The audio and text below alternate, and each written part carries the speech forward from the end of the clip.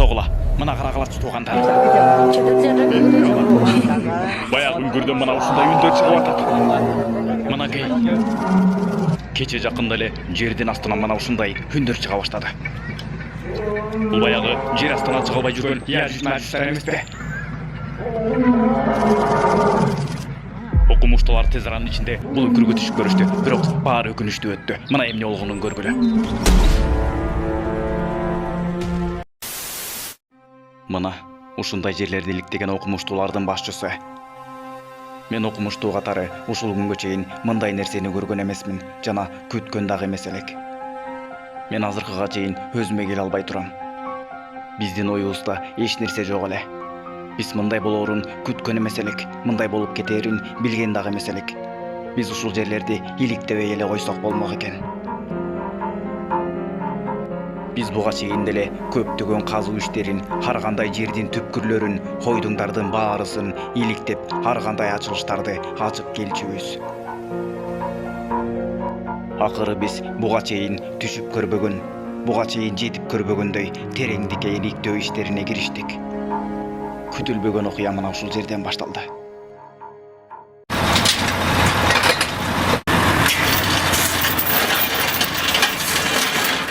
Стоп, мынакей, так ушул жерде эмне болуп кеткенин көрүү үчүн мына бул сөздөргө маани берип түшүнүп алгыла. Өзүңөр бул видеодон азыр эле байкагандай, бул жерде иликтөө иштери жүрүүдө. Ооба, баягы чуңкур казылган жерге окумуштуулардын тобу бул жерде тереңдикке камера түшүрүп көрүүнү чечишкен. Эмне болгонун мына азыр баарын көрсөтүп беребиз. Иштин баары мына так ушул жерде жүрө баштады. Окумуштуулар адаттагыдай баягы ойдуңду ого бетер тереңдетип каза баштады. Казуу иштери качан гана 12 километрге жеткен кезде баягы жердин түпкүрүндө эмне бар экенин билүү үчүн окумуштуулар ал жерге камера жана микрофон түшүрүүнү туура көрүштү. Мынакей, жердин түпкүрүндөгү ысык темирлерди эритип жиберчү климатка чыдамдуу болгон камера жана микрофонду мына так ушундай абалда жердин түпкүрүнө түшүрүп көрүштү. Мына ошол кезде жердин климаты, жердин түпкүрү ушунчалык деңгээлде ысык темирлерди эритип жиберчүдөй градуста болгондуктан мына ошончолук деңгээлдеги ысык градуска туруштук бере алчу камера жана микрофонду атайы даярдап түшүрүштү. Качан гана камера жердин түпкүрүнө жеткен кезде эскертүү. Эгерде сиз кандайдыр бир коркуу сезимиңиз пайда болгон болсо, анда бул видеону аягына чейин көрбөй эле койгонуңуз туура. Себеби дегенде азыркы биз көргөзүп берүүчү видео өтө коркунучтуу болуп калышы мүмкүн. Себеби дегенде биз азыр түзмө-түз кадрдын өзүн даана көрсөтүп беребиз. Ошондуктан жүрөгү алсыздарга көрүүгө тыюу салынат. Мен дагы профессор катары мына бул видеону азыркы силерге көргөзүп берүүчү, азыркы силерге угузуучу үндөрдү жана видеолордун баарысын көрбөй эле коюуну сунуштаймын. Себеби дегенде мен дагы азыркы күнгө чейин оюман кетпей, ушул күнгө чейин өзүмө келе албай келем. Коммунист катары мен мурда динге таптакыр ишенбейт элем. Бирок мен илимпоз катары жер түпкүрүнө камера жана микрофон түшүрүп көргөндөн кийин тозоктун бар экенине көзүм жетти.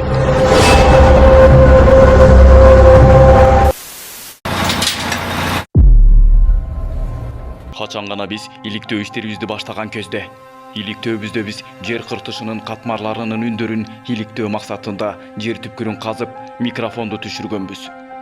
Бирок жер астынан чыккан бул адамдардын ачуу кыйкырыктары баарыбыздын үрөйүбүздү учурду.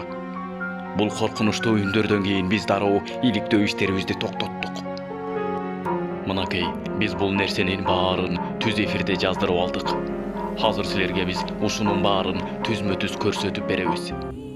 Бирок адамдар менден бул эмненин үнү экен деп сурап калышса, мен эмне деп жооп береримди билбей туруп калам.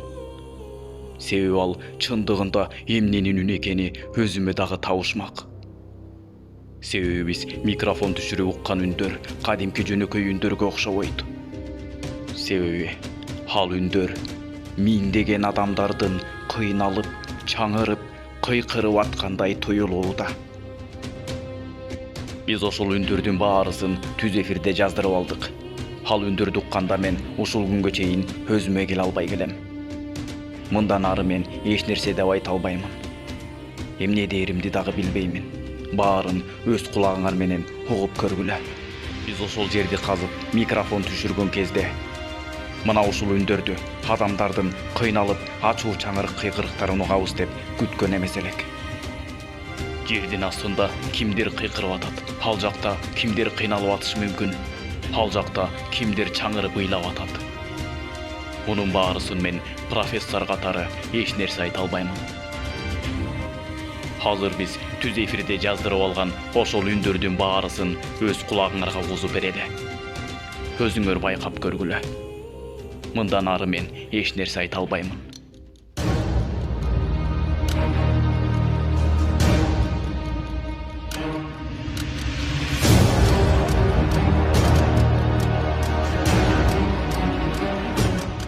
Мынакей микрофон түшүрүү учуру.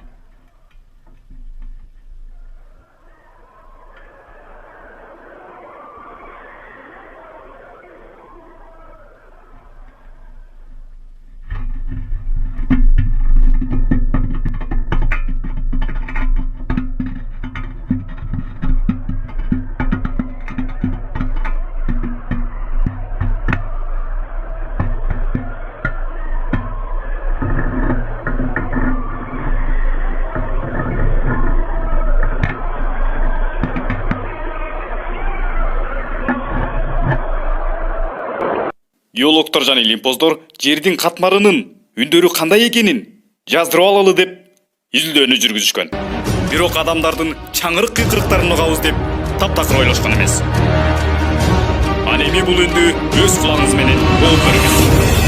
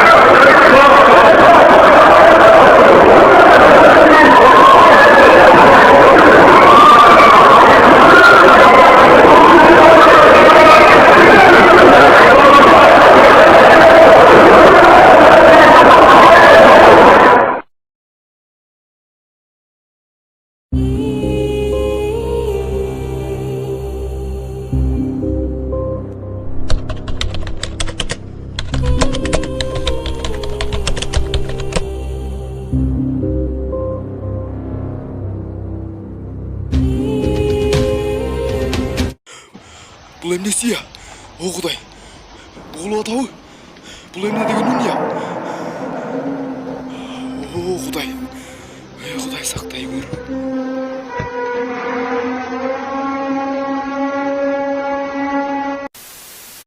Качан адамдардын кулагын укпай турган кылган каттуу үн чыккан кезде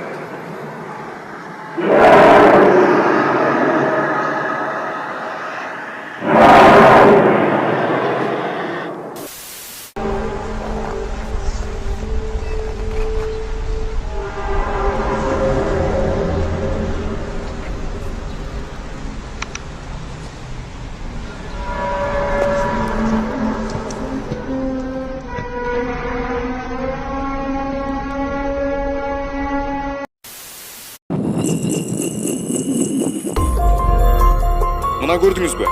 Ушул коркунучтуу үн эсиңизде беле?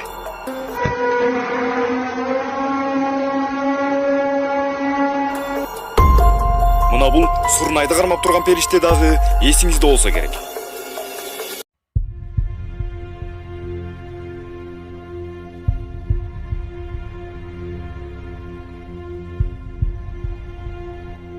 Ооба, бул периште кыямат кайымда сурнай чалуучу периште. Башка кызматы жок. Бул периштеге бир гана милдет жүктөлгөн. Кыямат кайымда чоор тартуу.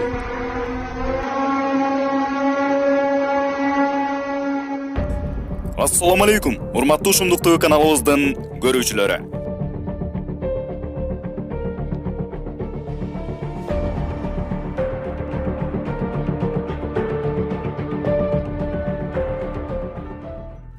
Исрафил алейхиссалам.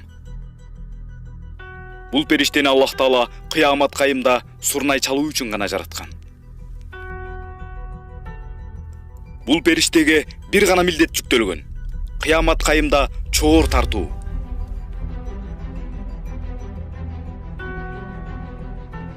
Бул периште азыр дагы чоорун кармап даярданып турат. Көзүн ирмебестен.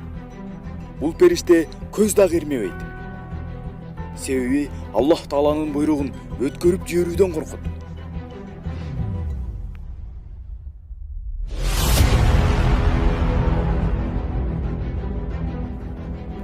Ал эми бул периште тууралуу сүйүктүү пайгамбарыбыз Мухаммад саллаллаху алейхи ва саллям эмне деген?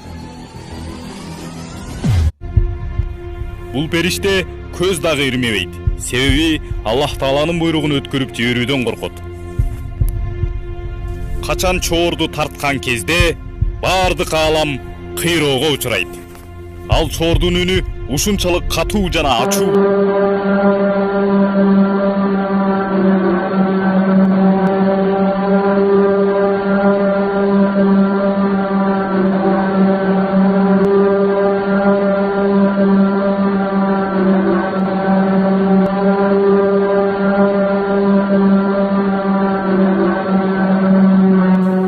Ал чордун үнү ушунчалык катуу жана ачуу болгондуктан бардык жандын кулактарын жарып кетет. Баласын эмизип жаткан эне дагы өзүнүн баласын унутуп калат. У нее случится выкидыш. Мынчалык ачуу, коркунучтуу үндү укканда жаш баланын бетине дагы бырыш түшүп, картайып кеткендей болот. Ал үн ушунчалык коркунучтуу, ал үндү биз азыр элестете албайбыз.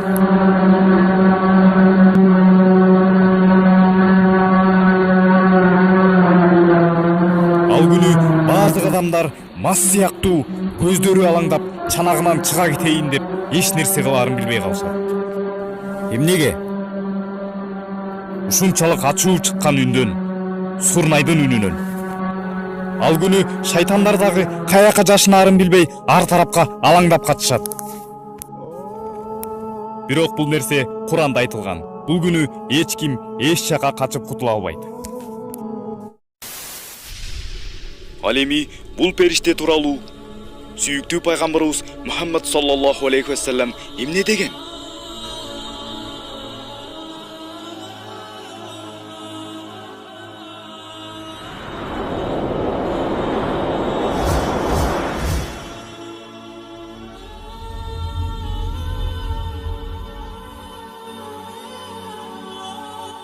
Жараткан Аллах Таала сүйүктүү пайгамбарыбыз Мухаммад саллаллаху алейхи вассаламды асман кабаттарына миражга көтөргөн кезде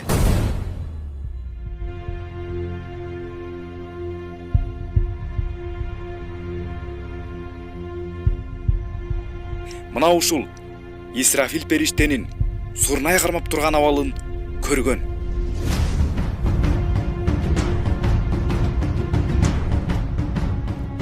Ал периштени көргөн сүйүктүү пайгамбарыбыздын жүзү корккондуктан кубара түштү. Себеби ал периштенин абалы ушунчалык коркунучтуу абалда эле.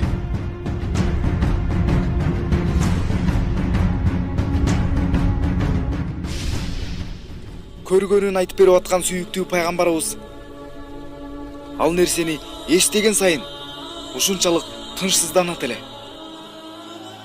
Сахабаларын айтып берип аткан сайын көзүндө жаш алып, корккондуктан тынчсызданып, ыйлап жиберет эле. Ал периштенин абалы чорун кармап үйлөгөнгө даярданып тургандай эле. Сурнайды тартканга даярданып, оозуна такап даяр турган экен. Эң эле коркунучтуусу, ал периште Сурнайды үйлөгөнгө даярданып, оозуна аба жутуп, оозуна аба толтуруп, үйлөгөнгө даярданып турган абалда экен. Көзүн ирмебестен Аллах Тааланын буйругун күтүп гана турган чак экен.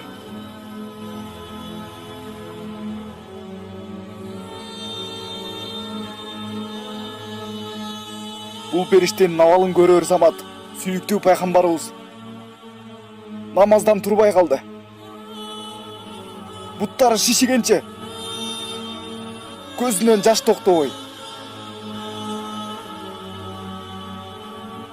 намаз окуп атты. Бул абалын көргөн жубайы болду эми, жаныңды жай алдырсаң боло деди. Сүйүктүү пайгамбарыбыз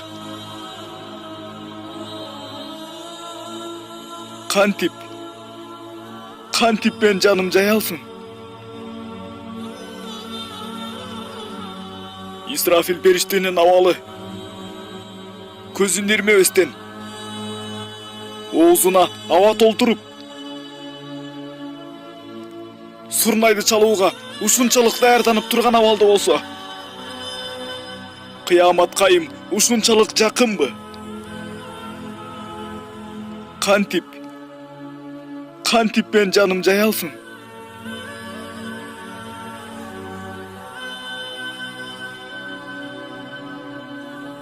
Кыямат кайымга ушунчалык аз эле калдыбы?